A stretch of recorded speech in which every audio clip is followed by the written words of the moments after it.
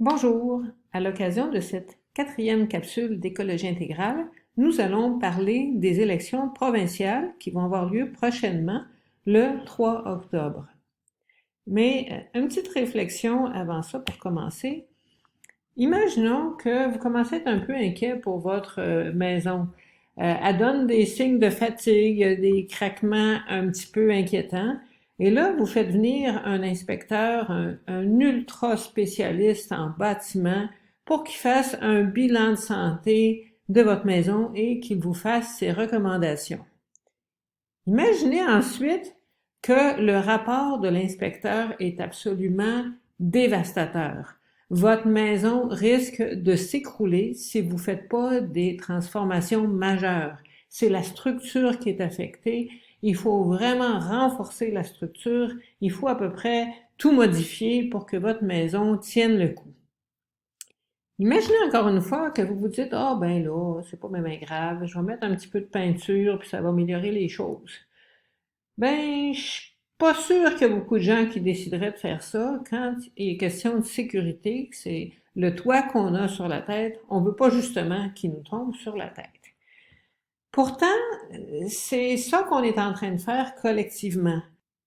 Notre maison commune, comme l'appelle le pape François, est dans un très piètre état. Et les spécialistes sont déjà venus.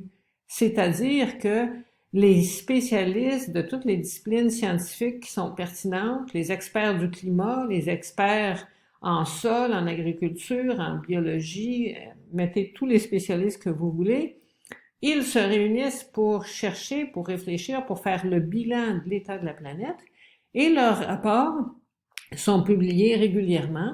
Ce groupe de scientifiques-là, on les appelle le groupe intergouvernemental d'experts sur l'évolution du climat. L'acronyme, c'est, avec les lettres en anglais, c'est GIEC. Je vous en ai déjà entendu parler plusieurs fois. Le GIEC a produit un rapport le 4 avril dernier, un rapport absolument dramatique.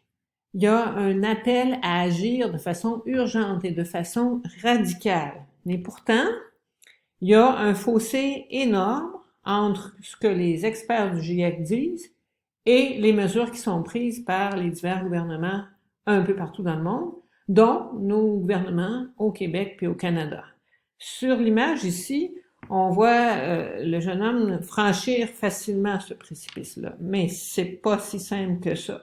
Il faut vraiment s'y mettre et c'est pourquoi on peut pas se permettre de laisser passer les élections sans mettre la question de l'écologie, de l'environnement au premier plan de nos préoccupations. C'est un peu l'objectif de la campagne Vire au vert, cette initiative-là qui est portée par plusieurs groupes environnementaux du Québec, dont Équiterre.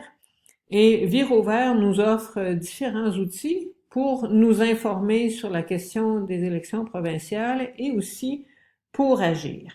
Alors, si je reprends l'analogie de la maison, on voudrait s'attaquer aux problèmes cruciaux, là, les poutres qui soutiennent la maison menacent de s'effondrer, c'est de ça qu'on s'occupe. Puis on n'attendrait pas un mois, 2 mois, 3 mois, un an, jusqu'à ce que ça nous tombe sur la tête. On se mettrait à agir rapidement. Et on serait cohérent dans nos efforts. Si on répare la moitié du truc, ça risque de tomber pareil. Et on serait inclusif. On veillerait à ce que ça soit sécuritaire pour tous les habitants de notre maison. On ne laisserait pas une section habitée par quelqu'un qui serait pas sécuritaire. Donc, c'est nos objectifs en parlant des élections qui s'en viennent. On veut dire à nos dirigeants, aux candidats, dont certains deviendront nos députés, nos ministres, nos élus, de rehausser l'ambition climatique, écologique, protection de la biodiversité, d'agir rapidement, d'être cohérent et d'être inclusif, c'est-à-dire de ne pas laisser tomber personne au Québec. Et Bureau vert nous propose 48 propositions qui sont classées en 7 catégories, des catégories où le gouvernement provincial peut agir, donc des secteurs où il y a des compétences provinciales qui sont engagées. Je vous lirai pas toutes ces propositions-là, ça serait peut-être un petit peu fastidieux de lire tout ça, mais je vous invite à aller les chercher sur le site de Virovert, virovert.org, les lire, les envoyer à vos candidats en leur disant que vous souhaitez qu'ils en prennent connaissance et que ça influence leur programme et les actions qu'ils vont poser s'ils sont élus. Et on peut aussi, comme citoyen, faire quelque chose d'extrêmement important, c'est-à-dire d'aller voter. En tant que citoyen, citoyenne, c'est notre devoir de le faire. On aura le gouvernement qu'on aura choisi. Et pour voter pour que les bons changements se fassent, il faut mettre la question de l'environnement dans nos préoccupations. C'est aussi un devoir de chrétiens et de chrétiennes.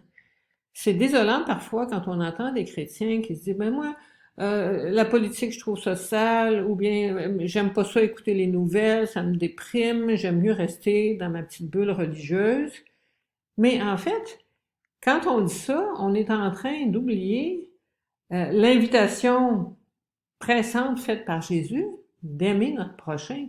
Aimer notre prochain, c'est en fait défendre le bien commun, s'organiser pour que tout le monde puisse avoir part aux richesses de la terre, puisse prendre part, puisse participer à la société.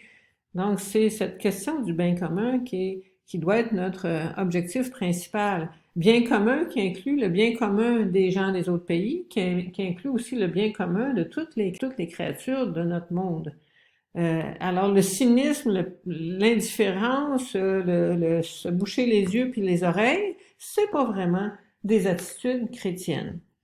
Une autre action importante qui est mise de l'avant par Virovert, c'est l'organisation de débats consacrés spécifiquement aux questions écologiques et environnementales. Virovert accompagne des équipes un petit peu partout au Québec qui vont organiser ces débats qui auront lieu pour la plupart dans la semaine du 18 au 25 septembre. Je vous invite fortement à y participer s'il y en a un dans votre localité. C'est une bonne occasion d'écouter vos candidats, de voir quelles sont leurs propositions et de vous faire une meilleure idée pour le vote qui aura lieu le 3 octobre prochain. Imaginez quelle différence ça pourrait faire si tous les citoyens et les citoyennes progressistes allaient voter en pensant aux enjeux écologiques et continuaient ensuite à réclamer à leurs élus de vraies mesures. Imaginez si tous les chrétiens et les chrétiennes allaient voter en pensant aux mêmes enjeux. Imaginez si les jeunes qui sont inquiets pour leur avenir, les jeunes qui souffrent d'éco-anxiété, allaient eux aussi voter. Je pense que toutes ces personnes-là ensemble pourraient faire une énorme différence. Alors, je nous souhaite de nous y mettre.